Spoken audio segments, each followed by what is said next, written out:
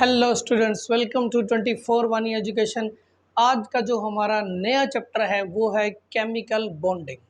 इस चैप्टर के अंदर हम बॉन्ड कैसे बनता है, किस टाइप से बनता है और कितने टाइप के बॉन्ड फॉर्म हो सकते हैं, उन सभी को पूरा डिटेल के अंदर डिस्कस करेंगे। चलिए स्टार्ट करते हैं न्यू चैप्टर केमिकल बॉन्डिंग। देखिए, जैसे ही हम ये चैप्टर स्टार्ट करेंगे इसके अंदर सबसे पहला क्वेश्चन हमारे माइंड में ये आएगा, what is chemical bond. Bond है क्या चीज, तभी हम इसके बारे में सारा कुछ डिस्कस करेंगे। What is chemical bond, simple bond कहो या केमिकल बॉन्ड कहो, उसको देखते हैं। What is that, what is chemical bond. देखिए, हमने वाटर लिखा, वाटर का सिंपली फॉर्मूला H2, ठीक है। कार्बन डाइऑक्साइड लिखा CO2, सल्फ्यूरिक एसिड लिखा H2SO4। ये कुछ मॉलिक्यूल हमने लिखे, ठीक है। कैल्शियम कार्बोनेट CaCO3, ये कुछ हमने मॉलिक्यूल के फॉर्मूले लिखे।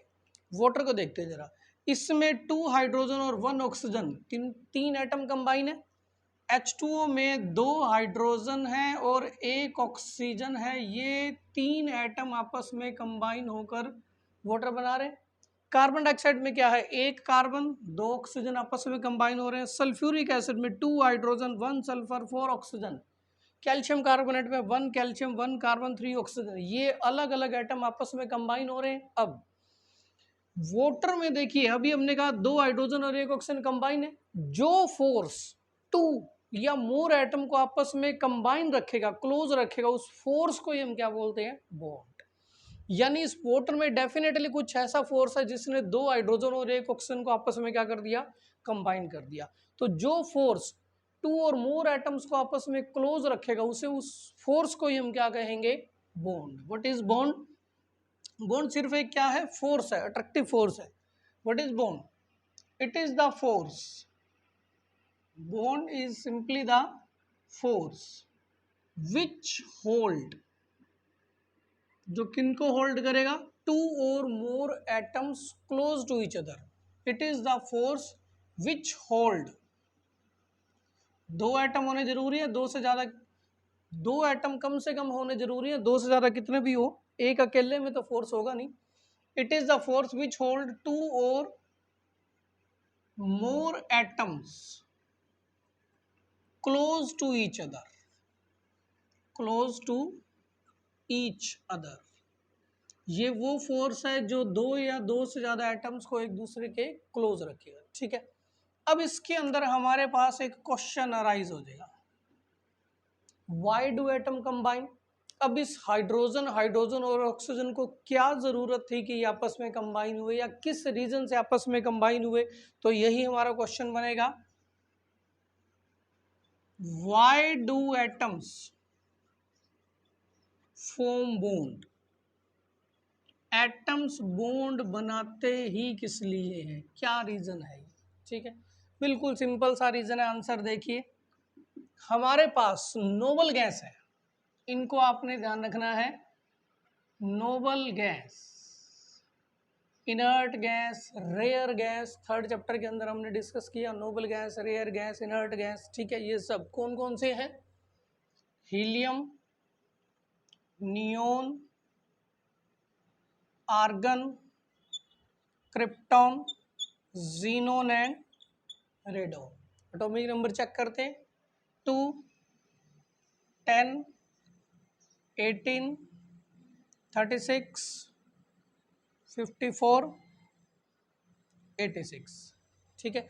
ये इनके एटॉमिक नंबर है। अगर हम इनके कॉन्फ़िगरेशन देखें तो इसके फर्स्ट शेल में 2, ये 2, 8, 2, 8, 8, क्रिप्टॉन में भी 2, 8, 18, 8, 2, 8, 18, 18, 8, यानी किसी के भी आउटर तक हम अगर चले जाएं तो देखिए, सिर्फ हीलियम को छोड़कर जिसका आउटर शेल में 2 है, बाकी सभी के आउटर शेल में कितने इलेक्ट्रॉन आ रहे हैं, 8 इलेक्ट्रॉन आ रहे हैं। नहीं, तो ये चीज ध्यान रखनी है कि या तो किसी के आउटर शेल में 2 इलेक्ट्रॉन हो या 8 इलेक्ट्रॉन हो, तो वो कैसा होगा, नोबल गैस जैसा होगा। और नोबल गैस क्या है, वेरी स्टेबल, ठीक है। एक ये चीज हमने थोड़ी सी ध्यान में रखनी है। देखिए, सिर्फ हीलियम को छोड़कर बाकी कोई भी नोबल गैस ले लीजिए, उन सभी के आउटर शेल में कितने कितने इलेक्ट्रॉन आ रहे हैं, 8 इलेक्ट्रॉन आ रहे हैं। इसमें भी चेक करेंगे तो 8 ही आएंगे, टोटल 8।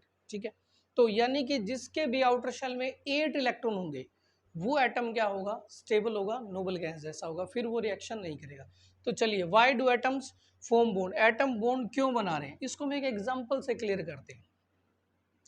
ये हमने एक इंडिपेंडेंट सोडियम लिया और ये हमने एक इंडिपेंडेंट क्लोरीन लिया। अभी इनके बीच में कोई भी बॉन्ड नहीं है।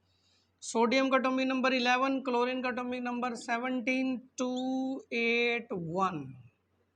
इसकी सिचुएशन ये है, क्लोरीन की 287, ये सिचुएशन है। ठीक है, क्या ये दोनों स्टेबल है? स्टेबल होने के लिए कॉन्फ़िगरेशन कैसी चाहिए, नोबल गैस की जैसी। और नोबल गैस का मतलब या तो आउटर शेल में 2 हो या इनके 8 हो। ठीक है, 2 भी सिर्फ कंडीशन है हाइड्रोजन और लिथियम के लिए, बाकी सभी के लिए ऑक्टेट रूल ही लगेगा, यानी आउटर शेल में 8 इलेक्ट्रॉन। अब ना तो इस सोडियम के आउटर शेल में 1 इलेक्ट्रॉन है, इसके आउटर शेल में 1 है, ना क्लोरीन के आउटर शेल में 8 है, इसके आउटर शेल में 7 है। अब क्या होगा, अब हमने क्या किया, सोडियम ने अपना 1 इलेक्ट्रॉन किसको ट्रांसफर किया, क्लोरीन को ट्रांसफर किया। किस चीज को ट्रांसफर किया, 1 इलेक्ट्रॉन। 1 इलेक्ट्रॉन सोडियम ने अपना किसको ट्रांसफर कर दिया, क्लोरीन को। तो इससे क्या होगा, सोडियम ने अगर अपना 1 इलेक्ट्रॉन लूज कर दिया तो ये क्या बन जाएगा, पॉजिटिव। कोई भी सब्सटेंस अगर इलेक्ट्रॉन लूज करेगा तो पॉजिटिव चार्ज आएगा, गेन करेगा तो नेगेटिव चार्ज आएगा। ठीक है, Cl ने अगर 1 इलेक्ट्रॉन ले लिया तो ये क्या बन जाएगा, Cl-1। ठीक है, सोडियम का इलेक्ट्रॉन किस पर आ गया, क्लोरीन पर, तो इससे 1 इलेक्ट्रॉन लूज होकर उसने गेन कर दिया। तो अब इसके पास क्या रह गया, पहले 281 थे, अगर एक लूज किया तो ये क्या बच गया, 28, इतना ही बचा। क्लोरीन के पास 287 था, एक और आ गया तो ये कितना हो गया, इट विल बिकम 288। अब ये देखिए दोनों ही स्टेबल हो चुके हैं। कैसे, sodium Na positive 28, outer shell में 8 किसके जैसा, नियोन जैसा हो गया।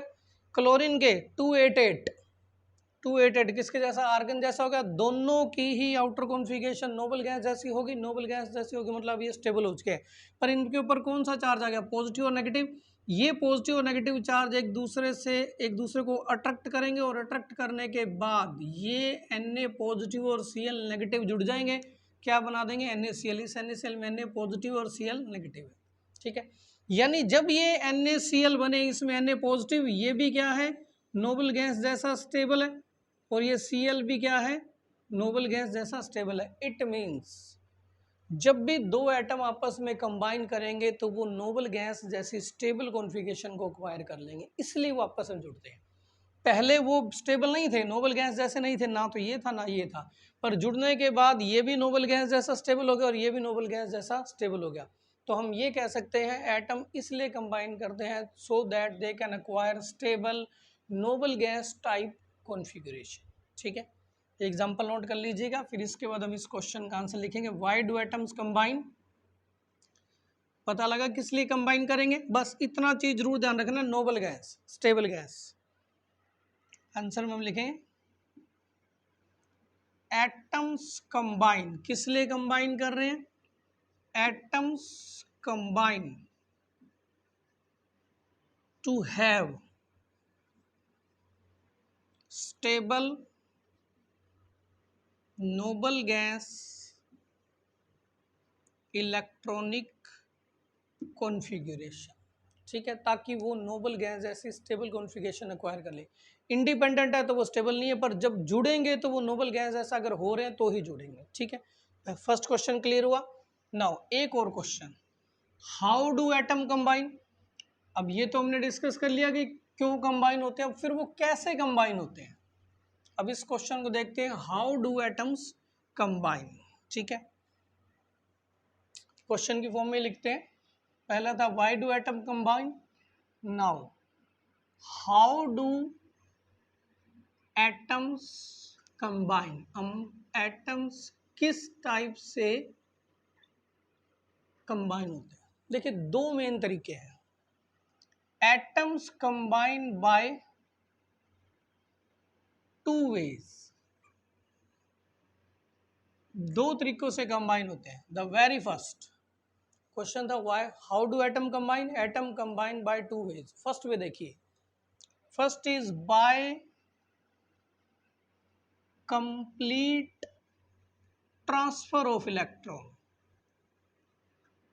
Bye complete transfer of electron, electron का कंप्लीट ट्रांसफर से, जैसा भी हमने NaCl के केस में किया, सोडियम ने अपना एक इलेक्ट्रॉन किस पर कंप्लीट ट्रांसफर कर दिया था, क्लोरीन पर, ठीक है। तो ये NaCl बन गए थे, ठीक है, पर इसके अंदर पॉजिटिव और नेगेटिव आयन भी आ गए। कंप्लीट ट्रांसफर से एक कैटायन बनेगा, एक एनायन बनेगा। कैटायन और एनायन के बीच में जो बॉन्ड होगा उस बॉन्ड को हम क्या बोलते हैं, आयोनिक बॉन्ड, ठीक है। By complete transfer of electron, that is by ionic bond, उसको हम आयोनिक बॉन्ड बोलते हैं। जिसमें भी ऐसे कैटायन पॉजिटिव और एनायन नेगेटिव के आपस में कॉम्बिनेशन हो, वो एक आयनिक बॉन्ड होगा। आयनिक बॉन्ड कहो या इलेक्ट्रोवैलेंट बॉन्ड कहो, आयनिक बॉन्ड या इलेक्ट्रोवैलेंट बॉन्ड, ठीक है। ये क्लियर हुआ। ये तो था हमारा very first method. First method में बाय कंप्लीट, सोडियम ने अपना कंप्लीट इलेक्ट्रॉन किसको दे दिया, क्लोरीन को दे दिया, ठीक है। दूसरा है mutual sharing of electron, share करके, वो भी हम मेथड डिस्कस करेंगे। Second is by mutual sharing of electron, mutual sharing से इस बॉन्ड को, यानी इसको हम ऐसे दिखाएंगे, ये एक ए एटम है और ये एक बी एटम है, ये ए का इलेक्ट्रॉन है, ठीक है, ये बी का इलेक्ट्रॉन है। ए ने क्या किया, बी का इलेक्ट्रॉन ले लिया, और बी ने भी फिर क्या किया, ए का भी इलेक्ट्रॉन ले लिया।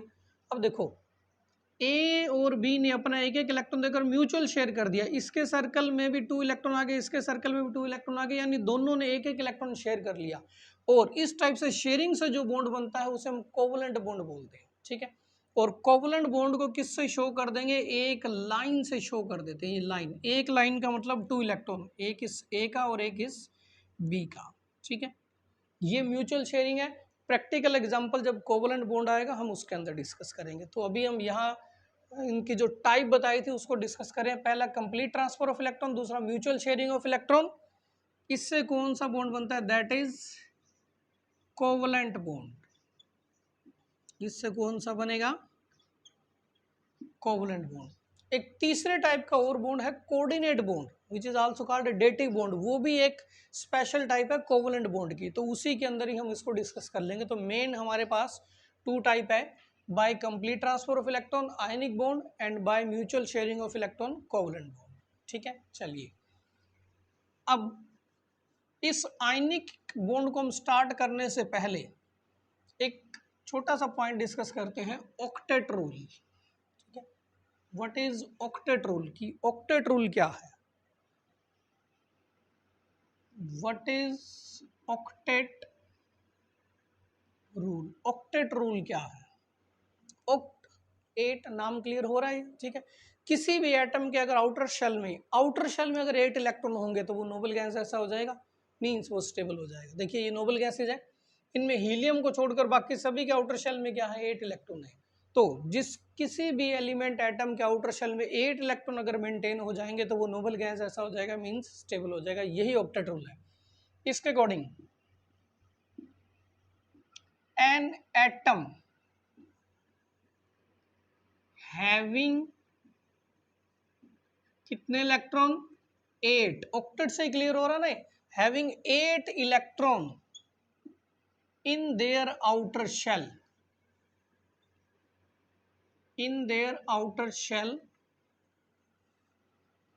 acquire noble gas configuration। वो किसको अक्वायर कर लेगा, नोबल गैस कॉन्फ़िगरेशन को, क्योंकि सभी नोबल गैस के आउटर शेल में 8 है हीलियम को छोड़कर। Acquire noble gas configuration and become stable, और वो स्टेबल हो जाएगा, ठीक है। पर इसके अंदर एक स्पेशल केस है, बाकी सभी एलिमेंट के लिए तो ऑक्टेट रूल लगेगा, पर कुछ एलिमेंट ऐसे हैं जिनका एटॉमिक नंबर बिल्कुल ही स्टार्टिंग वाले हैं, जैसे हाइड्रोजन, लिथियम, ये किसके जैसे हो जाएं, अगर इनके आउटर शेल में 2 इलेक्ट्रॉन भी हो जाएं तो ये भी किसके जैसे हो जाएंगे, हीलियम जैसे स्टेबल हो जाएंगे, ठीक है। उसको हम बोलते हैं डुप्लेट रूल, ठीक है। डुपरेट रूल क्या कहेगा कि आउटर शेल में कितने इलेक्ट्रॉन, 2 इलेक्ट्रॉन, तो भी वो क्या बन जाएगा, स्टेबल बन जाएगा। बट ये सिर्फ किसके लिए होगा, कुछ एलिमेंट के लिए होगा, सभी के लिए नहीं। जैसे हाइड्रोजन हो गया, लिथियम हो गया, इनके लिए ये चीज़ इनके लिए एप्लीकेबल होगी। यानी हाइड्रोजन अगर अपने आउटर शेल में एक इलेक्ट्रॉन तो खुद के पास है, एक और ले ले तो 2 हो जाएंगे, 2 होते ही वो किसके जैसा हो गया, हीलियम के जैसा। लिथियम के पास टोटल 3 इलेक्ट्रॉन है, एक ये लूज कर दे, लूज करते ही कितने हो जाएंगे, 2 हो जाएंगे, 2 होते ही किसके जैसा स्टेबल हो जाएगा, ये हीलियम के जैसा। ठीक है, बाकी सभी के लिए ऑक्टेट रूल, हाइड्रोजन लिथियम के लिए हमने कौन सा रूल लगाना है, डुप्लेट रूल। यानी आउटर शेल में अगर 2 इलेक्ट्रॉन रखेंगे ये हाइड्रोजन और लिथियम तो भी ये स्टेबल है, किसके जैसे स्टेबल, हीलियम के जैसे स्टेबल। ठीक है, चलिए आयनिक बॉन्ड को स्टार्ट करने से पहले एक और हम छोटा सा सिंबल देखते हैं, वो है लुईस स्ट्रक्चर। लुईस स्ट्रक्चर कहो या लुईस सिंबल कहो, ठीक है, बिल्कुल इसे देखो सिंपल है। एक हम वर्ड बार बार यूज करते हैं इसके अंदर, वैलेंस इलेक्ट्रॉन। ठीक है, आउटर शेल के इलेक्ट्रॉन को हम वैलेंस इलेक्ट्रॉन बोलते हैं, आउटर शेल को valence shell, valence word outer के लिए यूज होता है। ठीक है, तो वैलेंस इलेक्ट्रॉन क्या होंगे, outer shell electron are called valence electron. Outer shell के इलेक्ट्रॉन को हम क्या बोलते हैं, वैलेंस इलेक्ट्रॉन बोलते हैं। ठीक है, देखिए इसने क्या कहा, अभी हम जैसे कार्बन लिया हमने, क्लोरीन लिया, ऑक्सीजन, नाइट्रोजन, हाइड्रोजन, ये हमने कुछ एलिमेंट लिए। ठीक है, कार्बन का एटॉमिक नंबर 6, 17, 8, 7, 1। ठीक है, इन सब के चेक करते हैं इलेक्ट्रॉनिक कॉन्फ़िगरेशन किस टाइप से मेंटेन होगी। कार्बन 2 and 4, 2, 8, 7, 2, 6, 2, 5 और हाइड्रोजन का तो 1 ही है। तो अब हम इनके वैलेंस इलेक्ट्रॉन मार्क करते हैं आउटर शेल के। देखिए इसके आउटर शेल के वैलेंस इलेक्ट्रॉन 4, 7, 6, 5, 1। लुईस स्ट्रक्चर क्या कहेगा कि आप किसी भी एलिमेंट के सिंबल के चारों तरफ उसके जितने भी वैलेंस इलेक्ट्रॉन है उनको डॉट की फॉर्म में या क्रॉस की फॉर्म में लगा दो। जैसे कार्बन का अगर मैं लुईस स्ट्रक्चर बनाऊं तो कार्बन का सिंबल क्या है, C, और इसके वैलेंस इलेक्ट्रॉन कितने हैं, 4, तो मैं 4 इलेक्ट्रॉन इसके डॉट की फॉर्म में इस टाइप से लगा दूंगा, तो this is the Lewis structure of carbon. ठीक है, और देखिए क्लोरीन, Cl उसका सिंबल है, क्लोरीन का आउटर शेल में कितने इलेक्ट्रॉन है, 7, तो ये 1, 2, 3, 4, 5, 6, 7, this is a Lewis symbol of chlorine. Oxygen का O लिखकर कितने लगेंगे, 6, 1, 2, 3, 4, 5, 6। नाइट्रोजन का N लिखकर आउटर शेल में कितने इलेक्ट्रॉन है, 5, 1, 2, 3, 4, 5। देखिए इसका कोई पर्टिकुलर रूल नहीं है कि आपने 2 इकट्ठे रखने या 3 इकट्ठे रखने। सिंपल सी बात है कि पेयर की फॉर्म में ज़्यादा मेंटेन करो, वैसे इनको कैसे भी मेंटेन कर सकते हैं, सिमेट्रिकल लगने चाहिए, पेयरिंग की फॉर्म में रखो तो और ज़्यादा बेटर लगते हैं। तो हाइड्रोजन का हम H लिखकर आउटर शेल में कितना इलेक्ट्रॉन है, 1, तो इसका एक ही डॉट लग जाएगा। इसमें एक और बात है, चाहे तो आप इधर डॉट लगा दो या इनको ऐसे क्रॉस की फॉर्म में भी रिप्रेजेंट कर सकते हैं। ठीक है, सबके डॉट लगा दो या क्रॉस लगा दो तो ये इनका लुईस स्ट्रक्चर बन जाएगा। What is Lewis structure, in Lewis structure put valence electron in the form of, किसकी फॉर्म में, पुट वैलेंस इलेक्ट्रॉन यानी आउटर शेल के electron in the form of dot, इस टाइप से डॉट, और क्रॉस की फॉर्म में, कहा, around symbol of element. Carbon का सिंबल सी, उस सिंबल के चारों तरफ लगाना है। ठीक है, क्रॉस अराउंड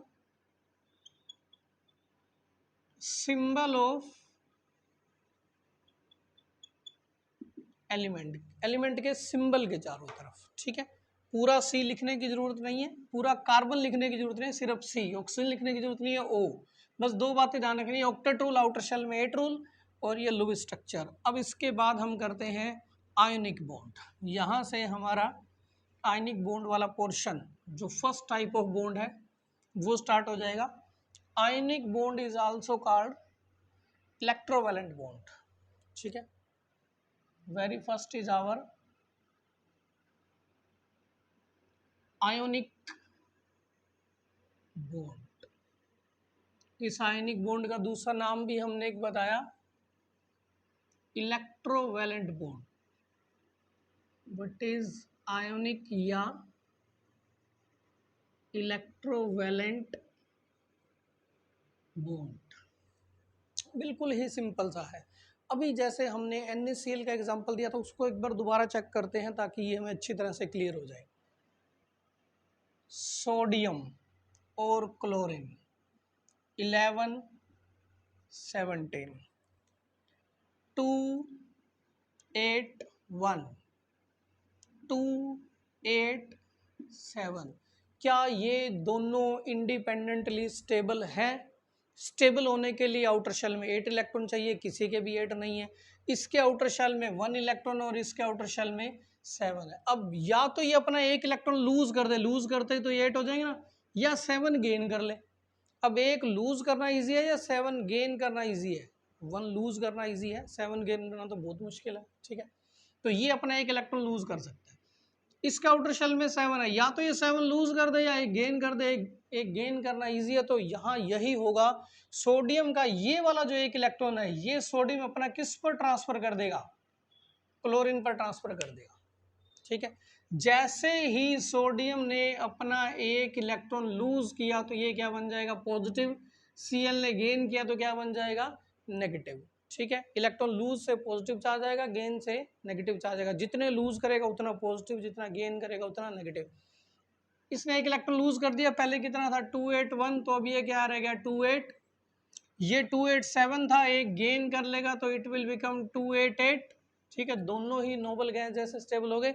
इसके भी आउटर शेल में 8 आ गए और इसके भी आउटर शेल में 8 आ गए। अब यहाँ Na पर पॉजिटिव आ गया और Cl पर नेगेटिव आ गया। पॉजिटिव और नेगेटिव की अट्रैक्शन के कारण ये दोनों आपस में जुड़ जाएंगे and it will form NaCl। But इस NaCl में Na पर पॉजिटिव रहेगा और Cl पर माइनस रहेगा। तो दो एटम आपस में जुड़ गए। जब भी 2 और मोर एटम आपस में कंबाइन करेंगे तो इसका मतलब उनके बीच में बॉन्ड बना है, तभी वो कंबाइन करें। बॉन्ड कैसे बना है? By complete transfer of electron.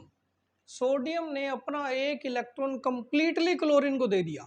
ठीक है, इस कंप्लीट ट्रांसफर ऑफ इलेक्ट्रॉन से जो बॉन्ड बनता है that is called ionic bond. Definition लिखते हैं, when a bond is form, when a bond is formed between two atoms,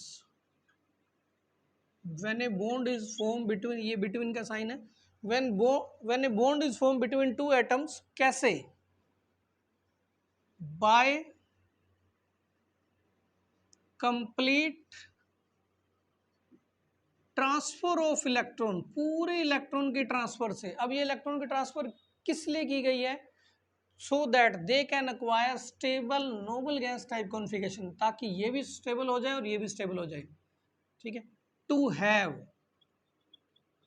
by complete transfer of electron, to have stable noble gas electronic configuration are called, उसको हम क्या कहेंगे?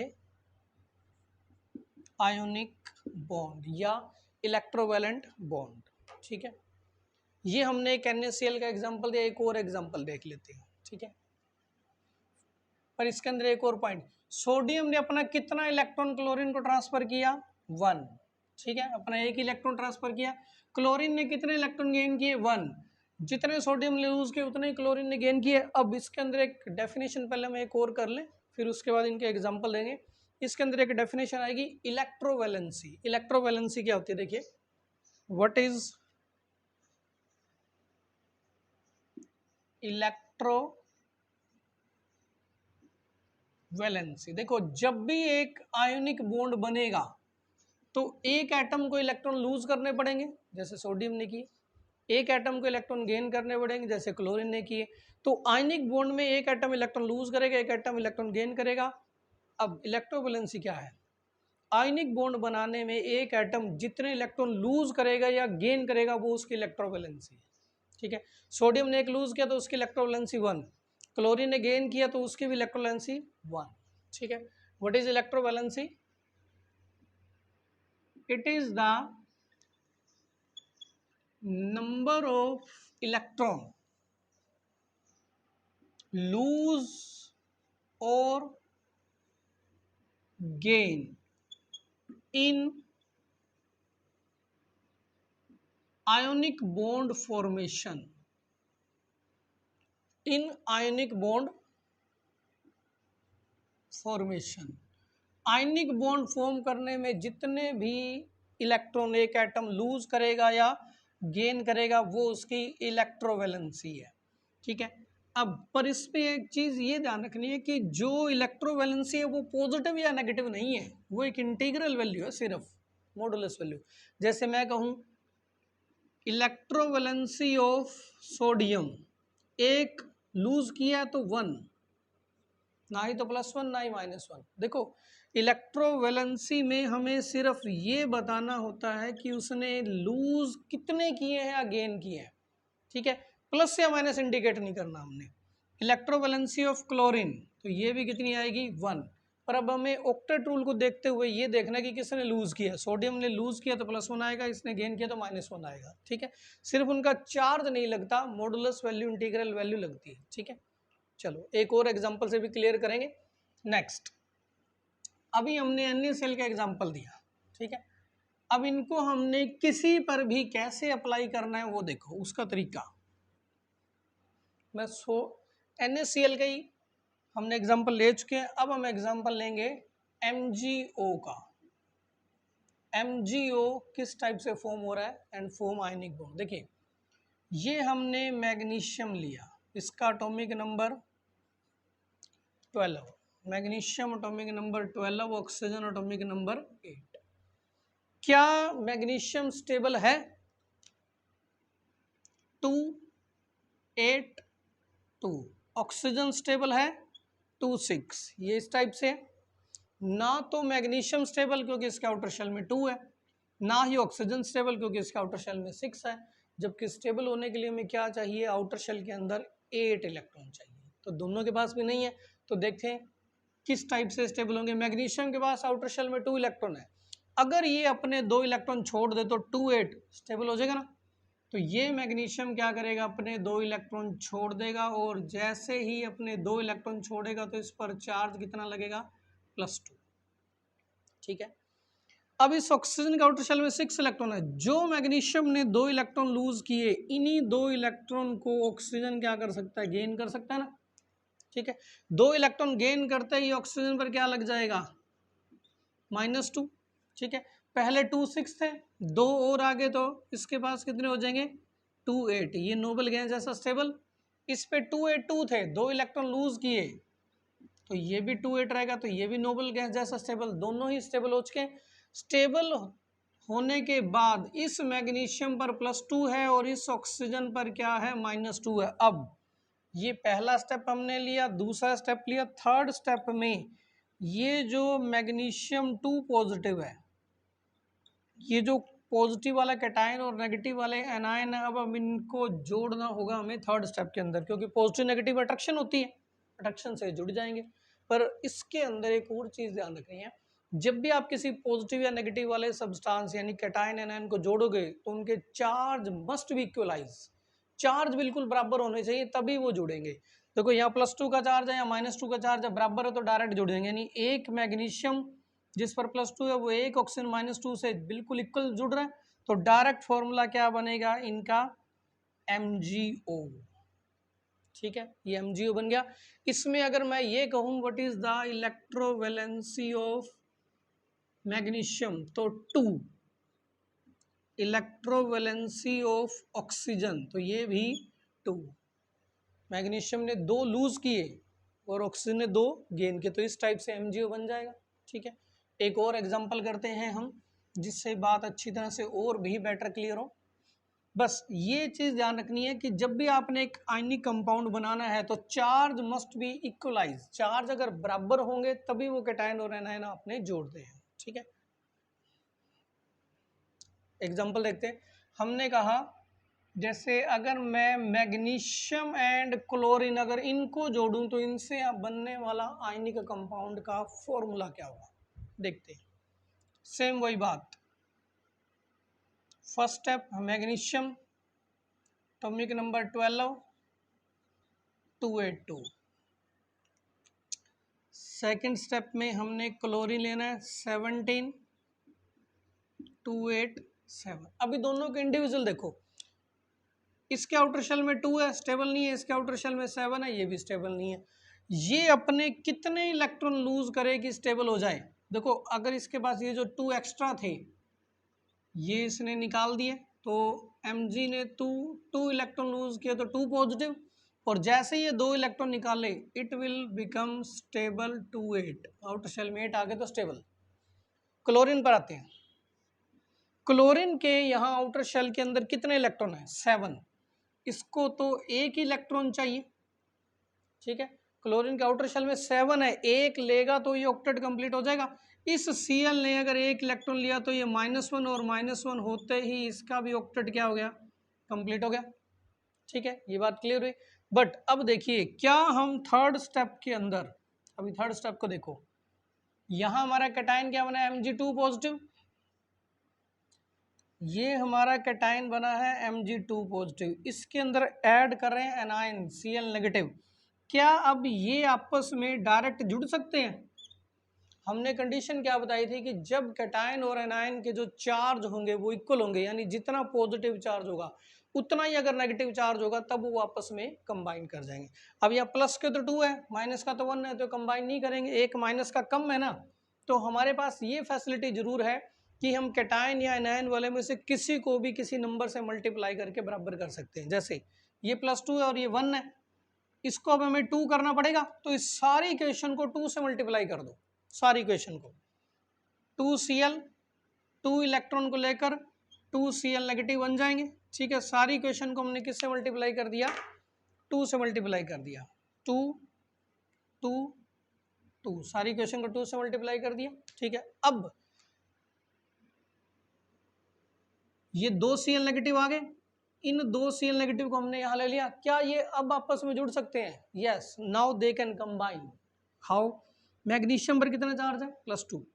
एक Cl पर कितना charge है? -1। 2 पर कितना हो जाएगा? -2 +2 -2, आपस में जुड़ सकते हैं। पर कैसे जुड़ेंगे? देखो मैग्नीशियम है 1, जुड़ने का रूल ध्यान रखना, मैग्नीशियम 1 नहीं है जिस पर +2 है, पर क्लोरीन 2 है जिस पर -2 आ रहा है। तो 1 मैग्नीशियम कंबाइन विद 2 क्लोरीन, तो मैग्नीशियम 1 कंबाइन विद 2 क्लोरीन, तो फॉर्मूला MgCl2। ठीक है, Mg 1 है, क्लोरीन 2 है, तो MgCl2, मैग्नीशियम 1 क्लोरीन 2, तो इसका फॉर्मूला बनेगा MgCl2। इलेक्ट्रोवैलेंसी ऑफ मैग्नीशियम बता सकते हैं, 2 इलेक्ट्रॉन लूज किए 2। इलेक्ट्रोवैलेंसी ऑफ Cl, एक इलेक्ट्रॉन गेन किया 1, -1 नहीं 1। ठीक है, अब आप कहोगे यहाँ 2 क्लोरीन ने 2 गेन किए, पर यहाँ तो हम एक क्लोरीन का ही बता रहे हैं ना। जो इलेक्ट्रोवैलेंसी वगैरह है वो पर एटम बताई जाती है, एक एक एटम की बताई जाती है। एक एटम ने एक लूज की, एक गेन किया, तो फिर 2 ने 2 कर लेंगे, 3 3 कर लेंगे, 4 4 कर लेंगे, हमें एक एटम का बताना पड़ेगा। ठीक है, ये क्लियर हुआ? तो इस टाइप से हम किन्हीं भी आपस में एलिमेंट्स को कंबाइन कर सकते हैं। ठीक है, एक थोड़ा सा टिपिकल आ जाता है एल्यूमिनियम ऑक्साइड का, वो और देख लीजिए जरा, क्योंकि इसमें हमारे पास ये फ्रीडम है कि हम किसी भी नंबर से एक दूसरे को मल्टीप्लाई करके आपस में कंबाइन कर सकते हैं। Now aluminium and oxygen, first step aluminium atomic number 13, second step में ऑक्सीजन एटॉमिक नंबर 8। ठीक है, एल्यूमिनियम 13 है, 2 8 3, ऑक्सीजन 2 6। क्या ये आपस, ये स्टेबल है? इसका आउटर शेल में 3 है, स्टेबल नहीं है, 6 स्टेबल नहीं है, तो ये एल्यूमिनियम क्या करेगा? अपने इन 3 इलेक्ट्रॉन को जैसे ही लूज करेगा तो 2 8 बच जाएगा, स्टेबल हो गया ना। 3 इलेक्ट्रॉन लूज करेगा तो ये 3 पॉजिटिव बन जाएगा। पहला स्टेप क्लियर। एल्यूमिनियम का आउटर शेल में 3 इलेक्ट्रॉन थे, 3 लूज करेगा, 3 लूज के तो 3 पॉजिटिव, और जैसे ये 3 लूज के तो ये 2 8 ऑक्टेट कंप्लीट स्टेबल हो गया। बस एल्यूमिनियम इससे ज़्यादा लूज गेन नहीं करेगा। ऑक्सीजन पर आते हैं, 6 है, कितने गेन कर सकता है? 6 को 8 बनने के लिए तो 2 इलेक्ट्रॉन गेन करने पड़ेंगे। जैसे ही इसने 2 इलेक्ट्रॉन गेन किए इट विल बिकम 2 नेगेटिव और 2 नेगेटिव, ये भी क्या हो गया? ऑक्टेट कंप्लीट हो गया। अब देखिए इनका चार्ज आपस में बराबर नहीं है। एल्यूमिनियम पर तो कितना आया? +3, एल्यूमिनियम पर चार्ज आया +3, और ऑक्सीजन पर कितना आया? -2। अब ये चार्ज तो बराबर नहीं है। 3 और 2 का कॉमन लोवेस्ट मल्टीपल फैक्टर कौन सा है? 3 और 2 का कॉमन फैक्टर 6 आ जाएगा, ठीक है। तो हमें इसको भी 6 बनाना पड़ेगा और इसको भी 6 बनाना पड़ेगा। देखो इस 3 पॉजिटिव को 6 बनाने के लिए 2 से मल्टीप्लाई कर दें, ठीक है, यानी एल्यूमिनियम वाला 2 से मल्टीप्लाई हो जाएगा। इसको हम किससे मल्टीप्लाई कर देंगे? 2 2 3 जा 6 हो जाएगा। इस -2 को 6 बनाने के लिए इसको किससे मल्टीप्लाई करेंगे? 3 से। 3 -2 से मल्टीप्लाई को तो 6 बन जाएगा। अब इधर मल्टीप्लाई करने का मतलब एल्यूमिनियम वाली इक्वेशन को 2 से करो और ऑक्सीजन वाली को 3 से करो, तो यहाँ कर देते हम। एल्यूमिनियम वाली इक्वेशन को हमने 2 से मल्टीप्लाई कर दिया, ये 2 तो ये 2 3 जा 6। ये बात समझ में आई? सारी इक्वेशन को 2 से करना पड़ेगा।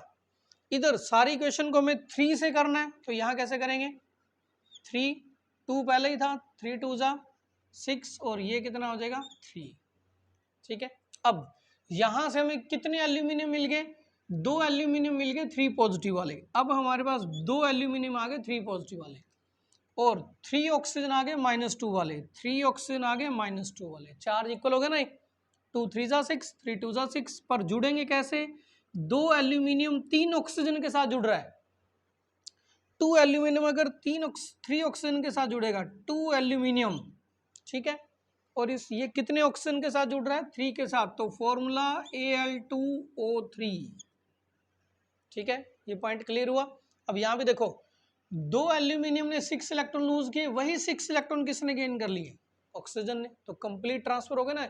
एल्यूमिनियम के 6 इलेक्ट्रॉन किस पर ट्रांसफर हो गए? ऑक्सीजन पर। इससे जो इनके बीच में बॉन्ड बनेगा that bond is called ionic bond. यहाँ इलेक्ट्रोवैलेंसी ऑफ एल्यूमिनियम पर एटम बतानी है। 3 एल्यूमिनियम 3 लूज कर रहा है। Electrovalency of oxygen, oxygen 2 gain कर रहा है, एक ऑक्सीजन 2 गेन कर रहा है, तो 2, ठीक है। ये क्लियर हुआ? देखो ये थी हमारे पास आयनिक बॉन्ड की डेफिनेशन और इनके कुछ एग्जांपल। इसी टाइप से करके हम किन्हीं भी 2 सब्सटेंस जिनके आयनिक बॉन्ड बन सकते हैं बना देंगे, ठीक है। नेक्स्ट जो इसके अंदर पार्ट हमारा वर्क करेगा वो है factor affecting ionic bond. Next factor affecting ionic bond, ठीक है। आयनिक बॉन्ड को कौन कौन से फैक्टर अफेक्ट करते हैं? एक और चीज ध्यान रखनी है, सबसे छोटा सा पॉइंट है, when there is a bond formation there is a release of energy. जब भी कहीं अगर बॉन्ड बनेगा ना तो मोस्टली एनर्जी रिलीज होगी। इस बात को अलग से स्पेशल नोट कर लीजिए। When there is a bond formation, in bond formation, in bond formation there is release of energy, there is release of energy, ठीक है, एनर्जी रिलीज होती है, ठीक है। अब इस बात का यूज करेंगे हम फैक्टर अफेक्टिंग आयनिक बॉन्ड। तो ये नोट कर लिया, जब भी कहीं बॉन्ड बनता है तो उससे एनर्जी रिलीज होती है। एनर्जी रिलीज होगी तो एनर्जी कम हो जाएगी, और जिसकी एनर्जी कम होती है तो वो स्टेबल हो जाएगा। सबसे पहला फैक्टर है हमारे पास ionisation energy. What is ionisation energy?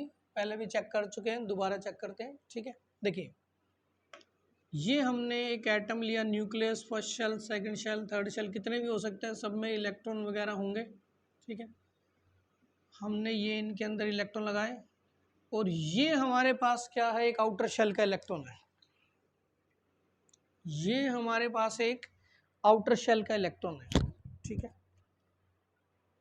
देखो न्यूक्लियस क्या करेगा, इसे अट्रैक्ट करके रखेगा, ये आउटर शेल का इलेक्ट्रॉन है। हमने क्या किया, एक एनर्जी दी, इस इलेक्ट्रॉन को एक एनर्जी सप्लाई की। इस एनर्जी ने क्या किया, इनके अट्रैक्टिव वो फील्ड को ब्रेक किया और इस इलेक्ट्रॉन को इस एटम से कंप्लीटली बाहर निकाल दिया। जो एनर्जी एक एटम के आउटर शेल के इलेक्ट्रॉन को कंप्लीटली उस एटम से बाहर निकाल देगी, वो एनर्जी क्या कहलाएगी, आयोनाइजेशन एनर्जी कहलाएगी, ठीक है। सिंपल सी एनर्जी है।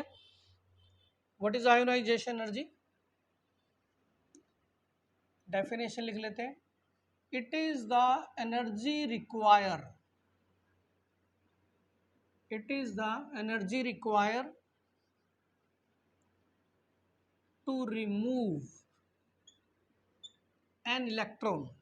अब इलेक्ट्रॉन निकालना है, कहाँ से निकलेगा, आउटर शेल से निकलेगा। It is the energy required to remove an electron, कहाँ से, from outer shell of an atom, from outer shell of an atom. पर इसके अंदर भी एक छोटा सा पॉइंट, इन गैस स्टेट। देखो गैस स्टेट हमने इसलिए यूज़ किया क्योंकि सॉलिड स्टेट के अंदर सारे के सारे एटम इकट्ठे होते हैं, लिक्विड में थोड़े थोड़े गैप पर, और गैस में टोटल गैप है, इनके बीच में फुल गैप है। सॉलिड में देखो ये आपस में बाउंड है, तो जो एनर्जी हम अगर किसी इलेक्ट्रॉन को निकालने पर दें तो वो जरूरी नहीं है कि इलेक्ट्रॉन को निकाल ले, वो इनके बॉन्ड तोड़ने में भी यूज़ हो सकती है। लिक्विड में भी इनके बीच में हल्की सी अट्रैक्शन है, जो एनर्जी देंगे वो जरूरी नहीं इलेक्ट्रॉन को निकालने, बॉन्ड तोड़ सकती है। पर गैस स्टेट में जो एनर्जी आप इलेक्ट्रॉन को दोगे वो इलेक्ट्रॉन को ही मिलेगी, ठीक है। इसलिए सॉलिड स्टेट लिक्विड स्टेट नहीं यूज़ करते, गैस स्टेट के अंदर यूज़ करते हैं। अब सिंपल सी बात, आउटर शेल में से इलेक्ट्रॉन को निकालने के लिए जो एनर्जी दी वो आयोनाइजेशन एनर्जी है, ठीक है। अब इसकी ज़रूरत हमें क्यों पड़ी, देखिए अभी पता लग जाएगा कि आयनिक बॉन्ड के लिए इसकी ज़रूरत क्यों पड़ी। ये सोडियम था, एटॉमिक नंबर कितना था, 11 2 8 1। क्या ये स्टेबल है, स्टेबल होने के लिए 8 इलेक्ट्रॉन चाहिए, इसके आउटर शेल में 1 इलेक्ट्रॉन है। ये अपना एक 1 इलेक्ट्रॉन लूज करेगा, ये लूज तब करेगा जब इसको आयोनाइजेशन एनर्जी मिलेगी। गैस स्टेट में लाना पड़ेगा पहले, गैस स्टेट में लाते ही हमने इसको क्या किया, आयोनाइजेशन एनर्जी दी, और जैसे ही आयोनाइजेशन एनर्जी दी तब इसने इलेक्ट्रॉन लूज किया, तो ये क्या बन गया, प्लस। और जैसे ही Na+ बना तो ये क्या हो गया, स्टेबल हो गया, ठीक है। इसके अंदर इसलिए हमें आयोनाइजेशन एनर्जी की रिक्वायरमेंट हुई क्योंकि एक एटम को इलेक्ट्रॉन लूज करना पड़ता है, और इलेक्ट्रॉन लूज करवाने के लिए आयोनाइजेशन एनर्जी चाहिए। तो इसमें हम एक पॉइंट ये लिखेंगे, देखो अब इसको रिलेट करते हैं, पहले इस आयोनाइजेशन एनर्जी को आयनिक बॉन्ड से रिलेट करते हैं। अगर एक एटम में आयोनाइजेशन एनर्जी ज़्यादा हो, मान लो मैं ये कहूँ कि एक एटम में से इलेक्ट्रॉन निकालने के लिए बहुत ज़्यादा एनर्जी देनी है, तो क्या वो आसानी से छोड़ देगा, ऑब्वियसली नहीं छोड़ेगा, क्योंकि ज़्यादा एनर्जी देनी है, एक तो एनर्जी ज़्यादा देनी है तो उसमें टाइम भी ज़्यादा लग जाएगा, ठीक है। कम एनर्जी देने तो टाइम कम लगेगा, फटाफट रिलीज करेगा। यानी अगर आयोनाइजेशन एनर्जी ज़्यादा है तो वो इलेक्ट्रॉन छोड़ेगा नहीं, या मुश्किल से छोड़ेगा, तो फिर बॉन्ड बनना मुश्किल हो जाएगा, ठीक है। ये बात समझ में आई। आया, इसके अंदर लिख सकते हैं, लोअर इज आयोनाइजेशन एनर्जी, अगर आयोनाइजेशन एनर्जी कम है, more easily ionic bond can form, उतना ही इजीली आयनिक बॉन्ड बन सकता है, ठीक है। जितनी आयोनाइजेशन एनर्जी कम होगी, इलेक्ट्रॉन को निकालने के लिए कम एनर्जी देनी पड़े। देखो आयोनाइजेशन एनर्जी, इसके लिए ये ध्यान रखना, ये होनी चाहिए लो। पर एक और चीज, ये आयोनाइजेशन एनर्जी वो एनर्जी है जो हम इसको प्रोवाइड करते हैं, it is given to an atom, ये एक एटम को दी जाती है ताकि वो अपना इलेक्ट्रॉन लूज करे। पहला पॉइंट क्लियर। आयोनाइजेशन एनर्जी जो हमने इसको देनी है वो क्या होनी चाहिए, कम होनी चाहिए। दूसरा पॉइंट, ये था first point, ionization energy. Now second point हम डिस्कस करते हैं, electron gain enthalpy. Second is electron gain enthalpy. ये आयोनाइजेशन एनर्जी का टोटल अपोजिट, आयोनाइजेशन एनर्जी का अपोजिट है इलेक्ट्रॉन गेन एंथैल्पी। देखो क्या है, आयोनाइजेशन एनर्जी में हम क्या करते थे, एक एटम के आउटर शेल में जो इलेक्ट्रॉन है उसको एनर्जी देकर निकाल दिया, एनर्जी देकर हमने इलेक्ट्रॉन निकाल दिया, तो वो एनर्जी आयोनाइजेशन एनर्जी। अब इस बात का टोटल अपोजिट क्या होगा, देखो एनर्जी देकर इलेक्ट्रॉन को निकाल दिया, अब इसमें उल्टा करेंगे हम। इसमें हम क्या करेंगे, जैसे ही एक एटम के आउटर शेल में इलेक्ट्रॉन को ऐड करेंगे, अब हमने ऐड करना है, ठीक है, तो उससे क्या होगा, एनर्जी निकल जाएगी, और वो एनर्जी क्या कहलाएगी, electron gain enthalpy. Ionisation energy का उल्टा, उसमें क्या करते थे, एनर्जी देकर इलेक्ट्रॉन निकालते थे, इसमें इलेक्ट्रॉन देकर एनर्जी निकाल दी, ठीक है। अब ये एनर्जी निकली क्यों, ये तो पॉइंट आएगा कि इलेक्ट्रॉन ऐड करने से एनर्जी क्यों निकली। देखिए न्यूक्लियस पर कौन सा चार्ज, पॉजिटिव, जो इलेक्ट्रॉन ऐड हो रहा है उस पर कौन सा चार्ज, नेगेटिव। यहाँ जैसे ही नेगेटिव इलेक्ट्रॉन को आउटर शेल में ऐड किया तो इनमें अट्रैक्शन हो जाएगी, and when there is attraction there is a release of energy. ये भी बात ध्यान रख लीजिएगा, when there is attraction, attraction cause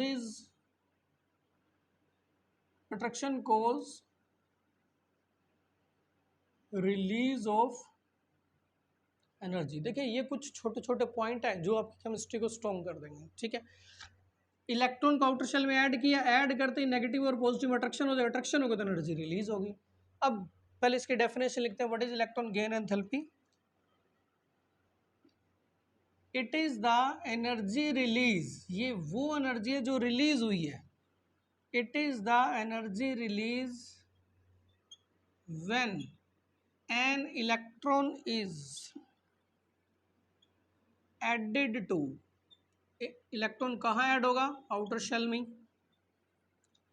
outer shell of an atom. अब कौन सी स्टेट के अंदर, सॉलिड, लिक्विड, गैस, ऑब्वियस मालूम है सभी को, इन गैसियस स्टेट या सिंपल गैस स्टेट को, ठीक है। अब इसको हम रिलेट करते हैं अगेन आयनिक बॉन्ड से, इलेक्ट्रॉन गेन एंथैल्पी की जरूरत क्यों पड़ी, ये हो गया। चलो डेफिनेशन नोट कर लेना। अब इसको हम आयनिक बॉन्ड से रिलेट करते हैं कि इसमें आयनिक बॉन्ड में इसकी ज़रूरत हमें क्यों पड़ी है। देखिए Na पॉजिटिव हमने बना दिया था, ये Cl है, एटॉमिक नंबर 17287, तो ये आउटर शेल में 7 है, इसे एक इलेक्ट्रॉन क्या करना पड़ेगा, गेन करना पड़ेगा, यानी एक इलेक्ट्रॉन इसके अंदर ऐड करेंगे, और जैसे ही इलेक्ट्रॉन ऐड करते हो तो एनर्जी निकल जाती है। नहीं, इलेक्ट्रॉन ऐड करने से क्या बन गए, Cl नेगेटिव, प्लस में क्या निकल जाएगी, इसमें से एनर्जी निकलेगी, और वो एनर्जी क्या कहलाती है, इलेक्ट्रॉन गेन एंथैल्पी, ठीक है। इलेक्ट्रॉन ऐड होते ही ये Cl नेगेटिव बनेगा, एनर्जी भी तो निकलेगी, इलेक्ट्रॉन ऐड होते ही एनर्जी निकलती है ना, वही इलेक्ट्रॉन गेन एंथैल्पी है। अब एक चीज़ यहाँ हमने ये ध्यान रखनी है कि ये जो निकलने वाली एनर्जी इलेक्ट्रॉन गेन एंथैल्पी, इसकी वैल्यू ज़्यादा होनी चाहिए या कम होनी चाहिए ताकि आयनिक बॉन्ड आसानी से बने। थोड़ा सा सोचो, देखो Cl क्या करेगा, इस इलेक्ट्रॉन को अट्रैक्ट करेगा, अट्रैक्शन से एनर्जी निकलती है। अगर इसे कम अट्रैक्ट करेगा तो इसका मतलब ये बॉन्ड बड़ी मुश्किल से बनेगा, देर से बनेगा, क्योंकि अट्रैक्ट कम कर रहा है, इलेक्ट्रॉन इतना इजीली ऐड नहीं होगा क्योंकि अट्रैक्शन कम है। पर अगर अट्रैक्शन ज़्यादा हुई तो ये फटाफट ऐड करेगा, अट्रैक्शन ज़्यादा हुई तो ज़्यादा एनर्जी निकलेगी, क्योंकि अट्रैक्शन से एनर्जी निकलती है। नहीं, अट्रैक्शन कम है तो कम एनर्जी निकलेगी, अट्रैक्शन ज़्यादा है तो ज़्यादा एनर्जी निकलेगी। हम ये चाहते हैं कि इनमें अट्रैक्शन ज़्यादा हो, ज़्यादा अट्रैक्शन हो, फटाफट अट्रैक्ट करेगा, Cl नेगेटिव जल्दी बनेगा, नेगेटिव जल्दी मिलेगा तो वो पॉजिटिव से जल्दी कंबाइन करेगा। समझ आई बात है। दोबारा Cl इलेक्ट्रॉन लेगा, अगर ये इसको बिल्कुल कम ले या स्ट्रोंगली अट्रैक्ट ना करे तो यानी इसका मतलब इनके बीच में अट्रैक्शन कम है तो फिर एनर्जी भी कम निकलेगी। और अगर अट्रैक्शन एनर्जी कम निकली है मतलब अट्रैक्शन कम हुई है, अट्रैक्शन कम हुई है तो यानी इलेक्ट्रॉन भी इसके अंदर बहुत ईजिली ऐड नहीं हो रहा है, बहुत टाइम ले रहा है या आसानी से ऐड नहीं होगा, तो फिर Cl नेगेटिव कम बनेगा, कम बनेगा तो वो Na पॉजिटिव के साथ कम जुड़ेगा, कम जुड़ेगा तो आयनिक बॉन्ड भी कम बनेगा, ठीक है। अब उल्टा कर दें, Cl ने इसे बहुत स्ट्रोंगली अट्रैक्ट किया, फटाफट ये बना तो एनर्जी भी ज़्यादा निकलेगी। इस एनर्जी से ही हम ये बता सकते हैं कि ये Cl नेगेटिव जल्दी बनेगा या देर से बनेगा। अगर ये निकलने वाली एनर्जी ज़्यादा है तो Cl नेगेटिव जल्दी बना है, ये कम है तो ये कम बनेगा। ये समझ की बात है। तो सेकंड पॉइंट क्या है कि आयनिक बॉन्ड बनाने के लिए ये जो इलेक्ट्रॉन गेन एंथैल्पी है इसकी वैल्यू ज़्यादा होनी चाहिए। For ionic bond formation value of electron gain enthalpy must be high, क्योंकि ये तो निकलती है, ज़्यादा अट्रैक्ट करेगा तो ज़्यादा निकलेगी। ठीक है। दूसरी एनर्जी थी हमारे पास, पहली एनर्जी आयोनाइजेशन एनर्जी, दूसरी एनर्जी हमने बताई इलेक्ट्रॉन गेन एंथैल्पी, और ये क्या होनी चाहिए, हाई होनी चाहिए। ठीक है। पर ये कौन सी एनर्जी है, वो जो रिलीज होती है, निकलती है। ठीक है। इलेक्ट्रॉन एक एटम छोड़ आसानी से दे, ले फटाफट। ठीक है। फटाफट कब लेगा, जब अट्रैक्शन ज़्यादा होगी, अट्रैक्शन ज़्यादा होगी तो एनर्जी भी ज़्यादा निकलेगी। अब तीसरा जो और फैक्टर है लास्ट इसका, वो हम और देख लेते हैं। Third factor is it's lattice energy. What is lattice energy? देखो हमारे पास Na पॉजिटिव बन चुका है आयोनाइजेशन एनर्जी देकर, Cl नेगेटिव बन चुका है इलेक्ट्रॉन गेन एंथैल्पी रिलीज होकर। अब ये Na पॉजिटिव और Cl नेगेटिव ये आपस में जुड़ेंगे, क्योंकि पॉजिटिव नेगेटिव अट्रैक्शन है, तो यहाँ क्या बन जाएगा, हमारे पास 1 मोल NaCl बन जाएगा। पर एक चीज़ ध्यान रखना, हमने एक स्पेशल बात बताई थी, when there is attraction there is a release of energy, तो फिर यहाँ भी तो अट्रैक्शन होगी पॉजिटिव और नेगेटिव में। ठीक है। इससे भी क्या होगी, एक एनर्जी रिलीज होगी, और उस एनर्जी को ही हम क्या बोलते हैं, लैटिस एनर्जी। इस डेफिनेशन पहले इसके लिखते हैं। लैटिस एनर्जी डेफिनेशन बनाने के लिए ये जो भी आपने आयनिक कंपाउंड बनाया है वो कितना होना चाहिए, 1 मोल होना चाहिए। 1 मोल आयनिक कंपाउंड को, आयनिक कंपाउंड है क्योंकि Na पॉजिटिव है Cl नेगेटिव है, 1 मोल आयनिक कंपाउंड को जब हम उसके कैटायन और एनायन से बनाएंगे तब जो एनर्जी रिलीज होगी, that energy is called lattice energy. What is lattice energy? It is the energy release. It is the energy release when 1 mole, condition है ये, when 1 mole of an ionic compound, अब आयनिक होना चाहिए तभी lattice energy निकलेगी। when 1 mole of an ionic compound form किससे, form from it's ion, जो उसके खुद के आयन है उन्हीं से ही बनेगा। Form from its ions. ठीक है। ये लैटिस एनर्जी है। अब इस लैटिस एनर्जी को हम इससे रिलेट करते हैं, ये होगी डेफिनेशन। ठीक है। डेफिनेशन चेक कर लीजिए। चलो, it is energy release when 1 मोल, कोई भी एनर्जी हो, वैसे वो ज़्यादातर 1 मोल के लिए बताते हैं। ठीक है। देखिए ये जो लैटिस एनर्जी है ये हाई होनी चाहिए या लो होनी चाहिए, जिससे हम ये आइडिया लगा पाएँ कि ये NaCl जल्दी बने। देखो अगर इनके बीच में अट्रैक्शन ज़्यादा होगी तो ये फटाफट बनेगा। ठीक है। अट्रैक्शन इनमें ज़्यादा होगी तो ये जल्दी जुड़ेंगे एक दूसरे के साथ, जल्दी NaCl बनेगा। और अट्रैक्शन ज़्यादा होगी तो एनर्जी ज़्यादा निकलेगी, अट्रैक्शन ज़्यादा होगी तो एनर्जी ज़्यादा निकलेगी और ये जल्दी जुड़ेंगे। यानी लैटिस एनर्जी क्या होनी चाहिए, हाई। उल्टा करते हैं, अगर इनमें अट्रैक्शन कम है, कम जुड़ेंगे तो फिर एनर्जी भी कम निकलेगी। पर हमने तो इनको बनाना है NaCl को, तो एनर्जी जल्दी जोड़ना है, एनर्जी ज़्यादा निकलेगी। ठीक है। दोबारा Na पॉजिटिव और Cl नेगेटिव में अगर अट्रैक्शन ज़्यादा हुई तो ही तो ये फटाफट जुड़ कर बनाएंगे, और अगर अट्रैक्शन ज़्यादा तो फिर एनर्जी ज़्यादा निकलेगी। ठीक है।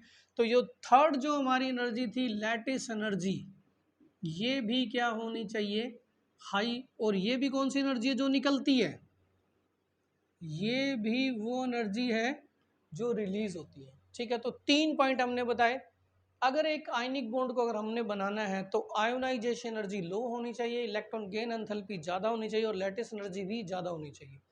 एक फाइनल पॉइंट और इसके अंदर से निकालते हैं। हमने अभी थोड़ी देर पहले एक स्पेशल पॉइंट डिस्कस किया कि when there is a bond formation there is a release of energy.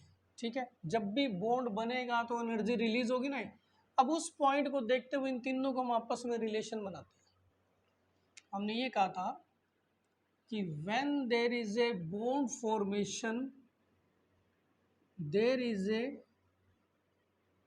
release of energy, या अगर एनर्जी रिलीज हो रही है तो बॉन्ड बन रहा है, बॉन्ड बन रहा है तो एनर्जी रिलीज हो रही है, दोनों बातें पैरेलल है। अब एक चीज देखिए, इनमें से रिलीज होने वाली एनर्जी कौन सी है? इलेक्ट्रॉन गेन एंथैल्पी भी रिलीज हो रही है और लैटिस एनर्जी भी रिलीज हो रही है।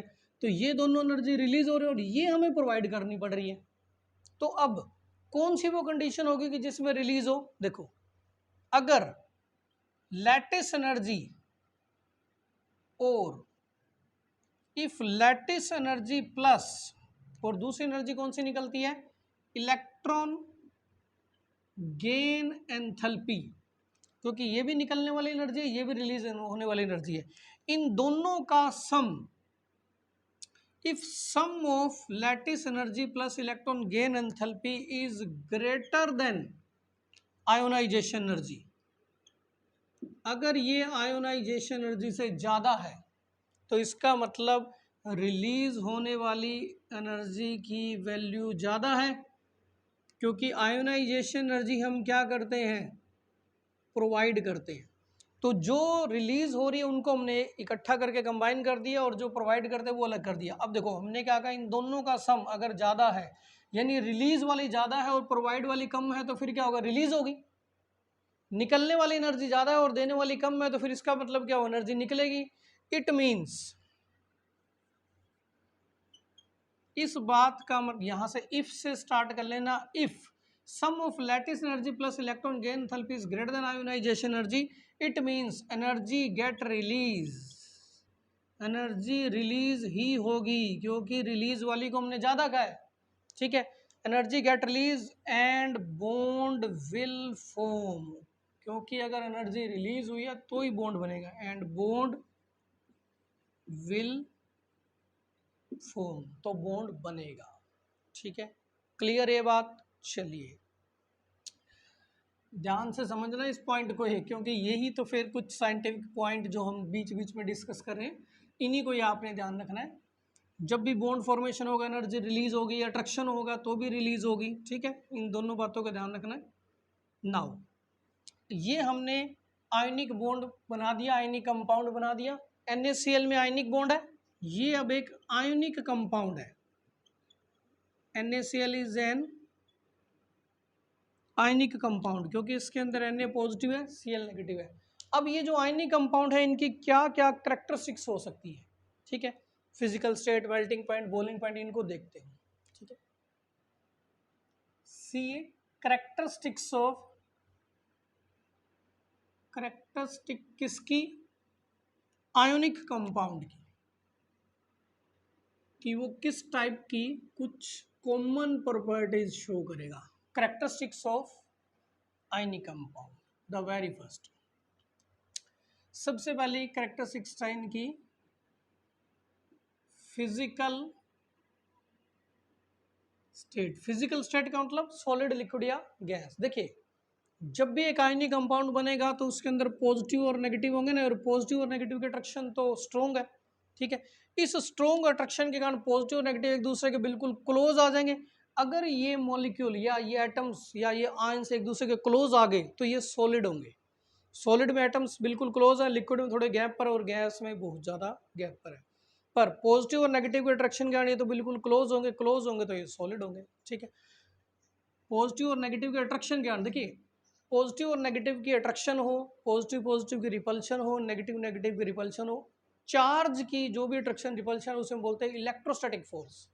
ठीक है, अगर अट्रैक्शन है तो electrostatic force of attraction, repulsion है तो इलेक्ट्रोस्टैटिक फोर्स ऑफ रिपल्शन। तो फिजिकल स्टेट में क्या लिखेंगे? ड्यू टू स्ट्रॉन्ग पॉजिटिव और नेगेटिव की अट्रैक्शन स्ट्रॉन्ग है ना। अब इसी को हम थोड़ा सा मॉडिफाई करके लिख रहे हैं, due to strong electrostatic force of attraction. Electrostatic means positive या नेगेटिव का जो है, due to strong electrostatic force of attraction, किस किस में, बिटवीन, ये बिटवीन का सिंबल है, between cation and anion. Cation और एनायन में स्ट्रॉन्ग फोर्स है। आयनिक कंपाउंड किस स्टेट में एग्जिस्ट करेगा, आयनिक कंपाउंड एग्जिस्ट एज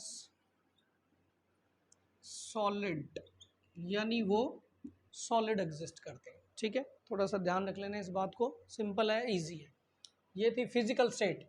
अब देखो जो हम ये NaCl है, कॉमनली ये हमारे घरों में यूज़ होने वाला टेबल साल्ट है, और ये किस स्टेट में होता है, जो नमक है हमारा वाइट सॉलिड स्टेट में ही होता है। अब मान लो अगर मैं आपसे ये कहूँ कि why our common table salt NaCl solid, क्योंकि एक आयनिक कंपाउंड में strong electrostatic force of attraction है, इस कारण ये क्या है, सॉलिड है। ठीक है, दूसरा इसका जो स्ट्रक्चर, अब ये जो स्ट्रक्चर वाला पॉइंट है, ये हमारा एक +2 के अंदर चैप्टर सॉलिड स्टेट, उसके अंदर क्लियर करेंगे कि कोई भी जो आयनिक कंपाउंड होता है ना, वो इस टाइप से क्रिस्टल लैटिस और यूनिट सेल की फॉर्म में एग्जिस्ट करता है। ठीक है, जैसे मान लो मैंने सीजियम क्लोराइड बताया, ये भी एक आयनिक कंपाउंड है, ये मैंने एक सीजियम का एटम लगा दिया। ठीक है, सीजियम के एटम को इससे दिखा रहा हूँ, और क्लोरीन के एटम को मैं इससे दिखा रहा हूँ। तो यहाँ हमारे पास ये कॉर्नर पर इनके क्लोरीन के एटम लगे होंगे,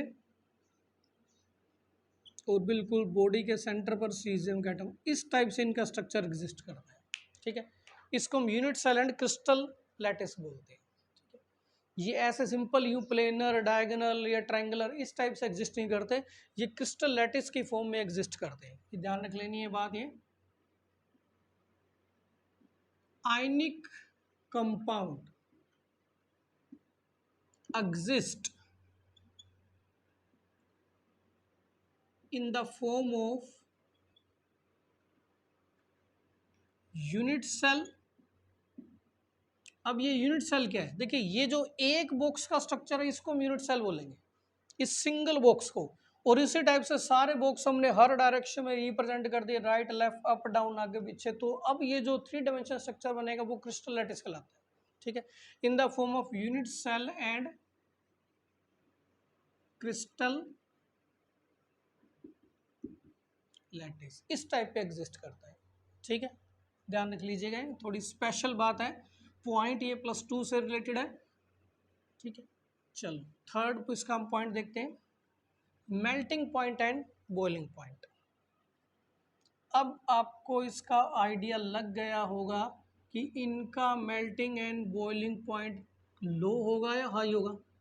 सोचिए जरा, इनका मेल्टिंग एंड बॉइलिंग पॉइंट जो आयनिक कंपाउंड है, लो होगा या हाई होगा। इनकी जो इलेक्ट्रोस्टैटिक फोर्स ऑफ अट्रैक्शन उस पर ध्यान दो, इनके बीच में जो पॉजिटिव नेगेटिव अट्रैक्शन वो स्ट्रोंग है या वीक है, पॉजिटिव नेगेटिव अट्रैक्शन स्ट्रोंग है, इनके बीच में स्ट्रोंग अट्रैक्शन है। स्ट्रोंग अट्रैक्शन है तो इनको सेपरेट करना, मेल्ट करेंगे, यानी मेल्ट कैसे होगा, सॉरी हीट देकर इनको मेल्ट करेंगे, और मेल्ट करने पर ये क्या हो जाएंगे, सेपरेट हो जाएंगे। तो इनको हीट देकर जब हम सेपरेट करेंगे यानी मेल्ट करेंगे, अट्रैक्शन स्ट्रोंग है, तो क्या ये इजीली अलग हो जाएंगे, ऑब्वियसली नहीं होंगे। ठीक है, इनको हमें बहुत ज़्यादा हीट देनी पड़ेगी, तभी ये क्या होंगे, अपनी इलेक्ट्रोस्टैटिक अट्रैक्शन को तोड़ेंगे और सेपरेट होंगे और मेल्ट होंगे। सिंपल सी बात है, इतना कंफ्यूज नहीं होना। इनके बीच में स्ट्रॉन्ग फोर्स ऑफ अट्रैक्शन है, स्ट्रॉन्ग फोर्स ऑफ अट्रैक्शन को तोड़ने के लिए हमें एनर्जी ज़्यादा देनी पड़ेगी, तो मेल्टिंग एंड बॉइलिंग पॉइंट इनके वेरी हाई। आयनिक कंपाउंड है very high melting point and boiling point, किस लिए, due to strong electrostatic force of attraction. ठीक है, सिंपल सा पॉइंट था। नेक्स्ट जो इनका फोर्थ पॉइंट है वो है हमारा सोल्यूबिलिटी। ये इंपॉर्टेंट है, ठीक है। Fourth point is solubility. Simple easy important. देखिए, कॉमनली सोल्यूबिलिटी का एक रूल है जिसे हम सोल्यूबिलिटी रूल ही बोलते हैं, ठीक है। पहले हम जनरल बात करते हैं। सोल्यूबिलिटी रूल इज, सोल्यूबिलिटी का जो रूल है वो है like dissolve like, like dissolve like. इस बात का मतलब ये जो जैसा है ना वो वैसे में घुलेगा। इट मीन्स, देखो इसके अंदर हम दो वर्ड यूज करेंगे, एक तो यूज करेंगे पोलर और एक वर्ड यूज करेंगे नॉन पोलर। पोलर का मतलब जिसमें पॉजिटिव नेगेटिव की एग्जिस्टेंस हो जाए, ठीक है। जैसे NaCl है, पॉजिटिव नेगेटिव आ गया, पोलर है। वाटर में भी H पॉजिटिव आ गया, OH नेगेटिव आ गया, ये पोलर है, ठीक है। पर हम ये जो बेंजीन C6H6 या CS2 या CCl4 इनमें पॉजिटिव नेगेटिव की एग्जिस्टेंस नहीं करते, तो ये नॉन पोलर है, ठीक है। ये पोलर है, ये नॉन पोलर है। पॉजिटिव नेगेटिव आ जाए तो पोलर, नहीं आए तो नॉन पोलर। इट मीन्स, इसका मतलब क्या, लाइक डिजो लाइक, जो जैसा वैसे में घुलेगा। पोलर पोलर सॉल्वेंट में घुलेगा, non polar non polar solvent में घुलेगा। It means polar dissolve in, polar किस में घुलेगा, polar dissolve in polar solvent, polar dissolve in polar solvent and non polar dissolve in non polar solvent. Polar polar solvent में dissolve होगा, non polar non polar solvent में dissolve होगा। पहले तो ये अलग से नोट कर लीजिएगा, सॉल्युबिलिटी रूल, ये इंपॉर्टेंट है। हो गया। अब हम आयनिक कंपाउंड की सॉल्युबिलिटी पर आते हैं। आयनिक कंपाउंड किस में सॉल्युबल होंगे। अच्छा, इसमें भी और एक और चीज़ पहले एक्स्ट्रा नोट कीजिए। हमने पोलर सॉल्वेंट फिर क्या लेंगे, सबसे बेस्ट जो हमारा पोलर सॉल्वेंट है वो है वाटर। नॉन पोलर सॉल्वेंट क्या लेंगे हम, नॉन पोलर सॉल्वेंट हमारे CCl4 बेंजीन, ये नॉन पोलर है, ठीक है, ध्यान रखना है। तो अब ये जो आयनिक कंपाउंड है इसमें तो पॉजिटिव नेगेटिव एग्जैक्ट है, तो ये तो पोलर है। तो फिर ये किस में घुलेंगे, ये पोलर वाटर में घुलेंगे या नॉन पोलर बेंजीन में घुलेंगे, ऑब्वियस पोलर वाटर में, ठीक है। तो सॉल्युबिलिटी में लिखेंगे since ionic compound are, since ionic compound are polar in nature, वो नेचर में पोलर है, so they easily dissolve in, so they easily dissolve in polar solvent like water and do not dissolve in non-polar solvent like CCl4 benzene, C6H6 benzene है, ठीक है। polar solvent like water and do not in non-polar solvent, वो polar solvent में ही dissolve होंगे। क्या नमक पानी में घुलता है, बिल्कुल घुलता है। अब मैं कहूँगा नमक पानी में क्यों घुलता है, क्योंकि NaCl भी पोलर है और वाटर भी पोलर है, इसलिए वापस वो डिसॉल्व होते हैं, ठीक है। ये था इनके पास, हमारे पास fourth point. Fifth point, electrical conductance, electrical conductance यानी उनमें से कब करंट पास होगा कब नहीं होगा। तो इसके लिए भी एक छोटा सा रूल ध्यान रख लीजिए, किसी भी सब्सटेंस ने अगर इलेक्ट्रिसिटी को कंडक्ट करना है तो उसके अंदर फ्री चार्ज होना चाहिए या फ्री आयन होने चाहिए। ठीक है, छोटा सा पॉइंट,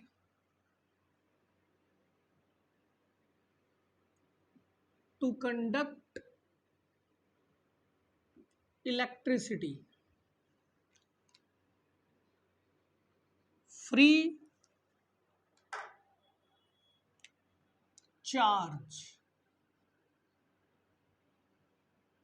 फ्री चार्ज या आयन फ्री होने चाहिए, बाउंड नहीं होने चाहिए। वो चाहिए जिसके अंदर फ्री चार्ज होंगे, फ्री पॉजिटिव, फ्री नेगेटिव या फ्री इलेक्ट्रॉन होंगे, वही इलेक्ट्रिसिटी को कंडक्ट करेगा। अब देखिए, NaCl सॉलिड लिया, NaCl सॉलिड में चार्ज तो है पॉजिटिव और नेगेटिव, पर वो फ्री नहीं है। पॉजिटिव और नेगेटिव तो strong electrostatic force of attraction से बाइंड है, तो वो फ्री नहीं है। तो ये सॉलिड स्टेट में इलेक्ट्रिसिटी को कंडक्ट नहीं करेंगे क्योंकि नो फ्री आयन। अब मैंने क्या किया, इनको मेल्ट कर दिया। मेल्ट कैसे करेंगे, स्ट्रॉन्ग हीट कर कर मेल्ट कर दिया, मोल्टन स्टेट में ले लिया। मोल्टन स्टेट में क्या होगा, इनको हीट करेंगे तो इनके बीच का टक्शन कम हो जाएगी, टूट जाएगी, तो थोड़े दूर हो जाएंगे, तो ये क्या बन जाएंगे, लिक्विड, यानी मेल्ट हो गए। अब इस मोल्टन स्टेट में Na पॉजिटिव फ्री है और Cl नेगेटिव फ्री है, तो ये क्या करेंगे, इलेक्ट्रिसिटी को कंडक्ट करेंगे। या मैं क्या करूं कि ये जो हमारे पास NaCl है, इसको जैसे ही एक्व सोल्यूशन वाटर के अंदर डालेंगे तो वाटर भी क्या करेगा, इनको अलग कर देगा। Na पॉजिटिव एक्वस अलग, Cl नेगेटिव एक्वस अलग, ये दोनों ही फ्री हो गए, तो ये भी क्या करेगा, इलेक्ट्रिसिटी को कंडक्ट करेगा। ठीक है, फ्री आयन चाहिए थे, फ्री आयन हमें कहाँ कहाँ मिल रहे हैं, या तो मोल्टन लिक्विड स्टेट के अंदर या ये पानी में डालने पर। तो इनका सॉलिड NaCl इलेक्ट्रिसिटी को कंडक्ट नहीं करेगा, मोल्टन NaCl इलेक्ट्रिसिटी कंडक्ट करेगा, या पानी में डालने पर कंडक्ट करेगा। नमकीन पानी इलेक्ट्रिसिटी को कंडक्ट करता है। ठीक है, इसमें करेंगे आयनिक compound conduct electricity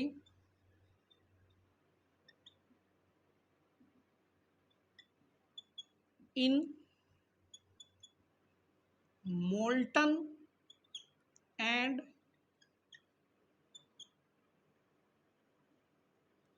aqueous solution, aqueous solution यानी पानी में। ठीक है, ionic compound conduct electricity in molten state and in aqueous solution। ठीक है, नोट इन